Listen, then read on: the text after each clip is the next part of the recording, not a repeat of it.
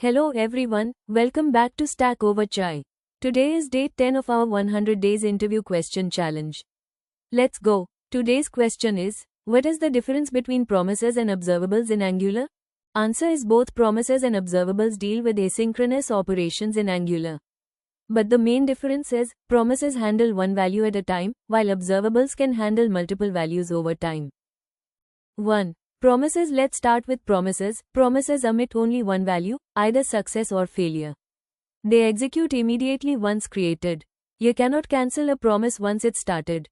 Errors are pushed to the child promise. In short, promises are simple, but limited when dealing with continuous data streams.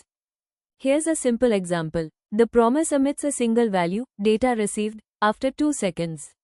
Once it's resolved, the promise completes, and it cannot emit anything else.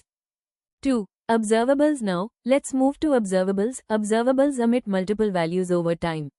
They start only when you subscribe to them. You can cancel them anytime using unsubscribe method. Errors are delivered to subscribers directly. Observables are part of RxJS, reactive extensions for JavaScript, and are widely used in Angular for handling HTTP calls, user inputs, and real-time updates. Here's a simple example. The observable emits multiple values over time. And you can stop it anytime by unsubscribing, giving you full control over the data flow. Let's quickly compare promises and observables side by side. First, emits. A promise emits only one single value, while an observable can emit multiple values over time. Second, execution. Promises start running immediately when created, but observables run only when you subscribe to them. Third, cancelable. You cannot cancel a promise once it starts, but you can cancel an observable anytime using unsubscribe. Fourth, error handling. Promises push errors to the child promise, while observables send errors directly to subscribers. Finally, use case. Promises are best for one-time asynchronous tasks, like fetching data once from an API. Observables are better for continuous data streams, such as real-time updates or user input events. Why use promises? Promises help handle asynchronous operations like fetching data from APIs using fetch method. Avoiding callback hell. Better error handling.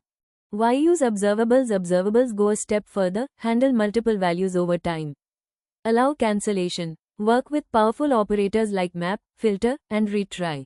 So, to summarize, promises are single value, one-time async handlers, while observables are multi-value, stream-based data handlers.